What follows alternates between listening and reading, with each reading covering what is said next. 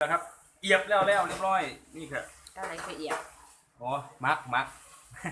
เรียบร้อยอันนี้ก็สีอบนะครับเขากำลังอบชั่วโมงนี้ทานดังไฟชั่วโมงนี้เขาอะไรอย่างอะไฮเทคโนโลยีป่ะอบอย่างเดียวเลยไม่มีการย่างอบมันกับสีดีอย่างนึงคือมันบ่มีควันมันบ่มันมีสารที่ก่อมะเร็งมันบ่แต่พอเสียก็คือว่ามันก็บ่หอมซ้ำมันบ่แสบเพื่อเก่าแหละแซ่บอยู่แต่ว่ากินมันสิบ่คือจังเตาถ่านมันบ่เอาลงบนเลยเด่นเท่าว่าลงบนได้บนเอาลงตัวเต็มเลยเด่นพี่น้องนี่แค่บางส่วนด้วยนี่อบห่านผมหานครับถ้าเบิ่งหน้าตาตอนแล้วเด้อใช่เสร็จแล้วเป็นยังไงนี่กองกันไปนี่มึงลงเด่นใส่จังซั่นแหละแล้ว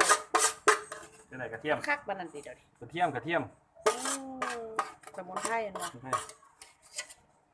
สูตรใดบัวปรุงแก้อะไรนะ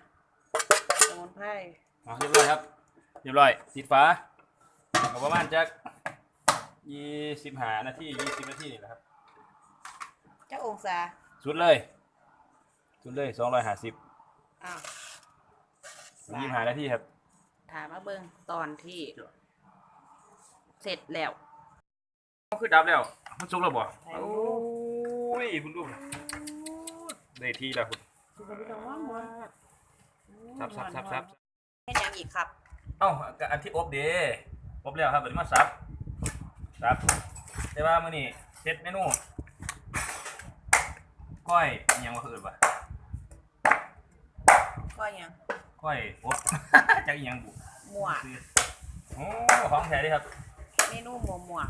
เอาได้แล้วเอามาซับแล้วบัดนี้ซับเป็นชิ้นครับเฮียขอโทษเด้อทานางเป็นแต่อันทาซับเนื้อเป็ดแล้วเด้สิบ่แซ่บได้บัดนี้นางสุภาพพูดซับเป็นชิ้นจังซี่ครับชิ้นลาบเป็ดก็แซ่บย้อนทาซับนั่นล่ะเฮ็ดจังซั่น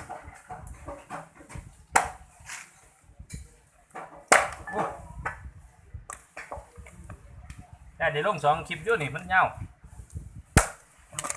ไว้พี่น้องเบิ่ง2 คลิปเลยก้อยนี่พร้อมเนาะกันแล้ว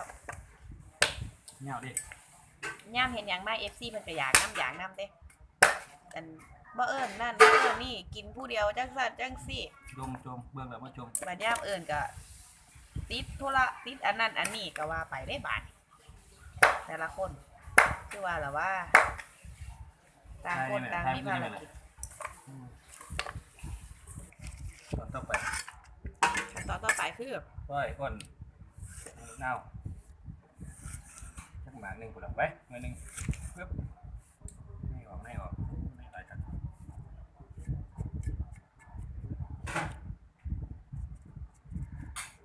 นะครับที่ปรุงเนี่ยบัดนี้เอาหัวลงก้อยขาดบ่ได้คือเอาขวา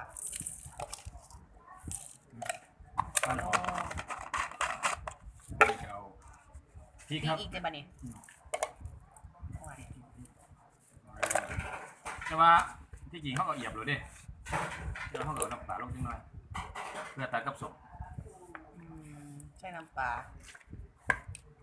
มันนี่ก็บีบมะนาวครับมะนาวดิบัดนี้โอ้ได้4ป่ะบ่เคยกินแน่นี่ใช่ไก่ไรมันเหลี่ยมตาเลี้ยงปลาไก่ย่างที่เราบ่เห็นเนาะเพราะไก่โพดบีบมันทัว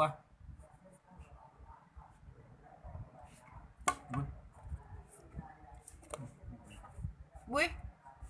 ยุ่งนี้ไหม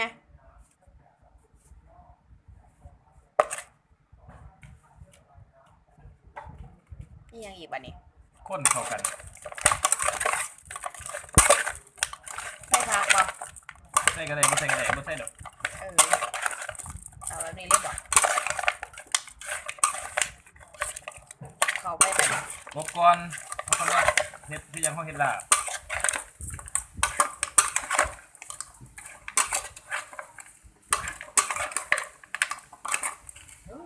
ซิมด้วยมันนี่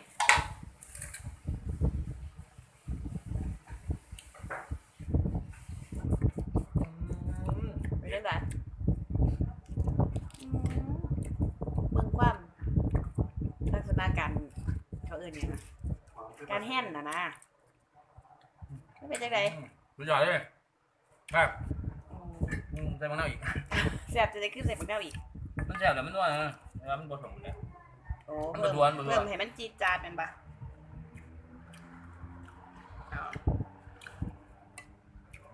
โคเลติบัดนี้ แล้ว โคเลโอ้เดี๋ยวเด้อสั่งไก่ขายาวอ่ะ